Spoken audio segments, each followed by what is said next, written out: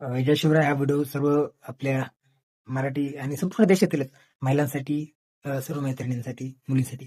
तर हे बघा, मी या व्हिडिओमध्ये तुम्हाला घुमून फिरून बोलणार नाही, जे आहे ते सर्व बोलणार आहे.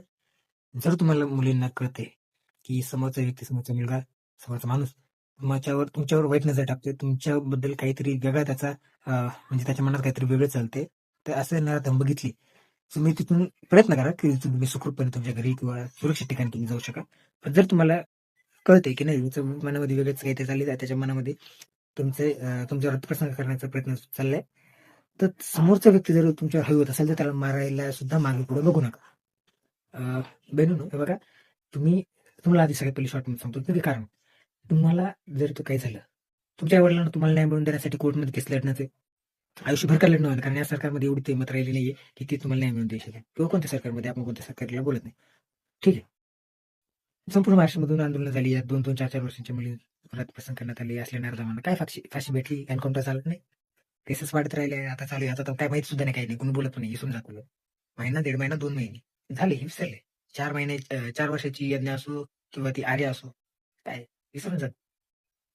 त्यामुळे तुमच्या वडिलांना किंवा तुम्हाला सुद्धा आयुष्यभर ते तुम्हाला न्याय मिळवून देण्यासाठी जर केस लागवी लागत असेल, तर त्यापेक्षा तुमच्यावरती प्रसंग करण्याला तिथे मारलेलं किंवा एवढं जर तुम्ही एवढं बेदम मारलेलं, त्याची हिंमत नाही झाली पाहिजे, पायावर चालायला उभा राहता यायला पाहिजे, असं त्याला एवढं गंभीर जखमी करा, तुम्ही सुरक्षित राहा. तुम्ही ठेका घेतला नाहीये की सरकारवर किंवा लोकांची सुरक्षा, तुमची सुरक्षा आधी तुम्ही बघा. फक्त तुमच्या बॅगमध्ये, पर्समध्ये फक्त मेकअपचं, लिपस्टिकचं किंवा वेगवेगळे काय मेकअप असतात ते ठेवू नका. तुमच्या सुरक्षेसाठी एखादं अस्त्रशस्त्र काहीतरी ठेवा, ज्यामध्ये तुम्ही तुमच्या स्वतःचं संरक्षण करू शका. बस आजच्या कलियुगमध्ये तुमच्या पाठीशी तुमचे भाऊ, वडील सोडले तर कोणी तुम्हाला वाचवलं नाही, हे विसरून जा तुम्ही. काही नाही, मित्र म्हणतो आपण, थोडेफार सोडले तर किती मित्र असो बाहेरचे, कोणी मदत करणार नाही तुमची. कोणाच्या मनात काय चाललं सुद्धा काही सांगता नाही. त्याच्यावर विश्वास ठेवणार, विचार करून ठेवा कोणावर पर्यायी विश्वास ठेवायचा. आणि जर पालक असतील तर प्लीज, तुमचे शेजारी आहे, तुम्ही कित्येक वर्षांपासून त्यांना ओळखता वगैरे, सगळं बाजूला राहू द्या, पण तुमच्या मुलींना, खास करून मुलींना, जर शाळेतून आणायचं असेल, कॉलेजमधून आणायचं असेल, तर तुम्हीच जा, कुणाला इतरांना पाठवू नका.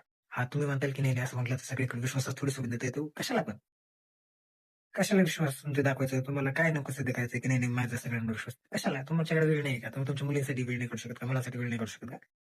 बस आजच्या व्हिडिओ, धन्यवाद. जय महाराष्ट्र, जय शिवराय, आणि विचार करा, चॅनलला नक्की सबस्क्राईब करा आणि व्हिडिओला जास्तीत जास्त शेअर नक्की करा. जय महाराष्ट्र.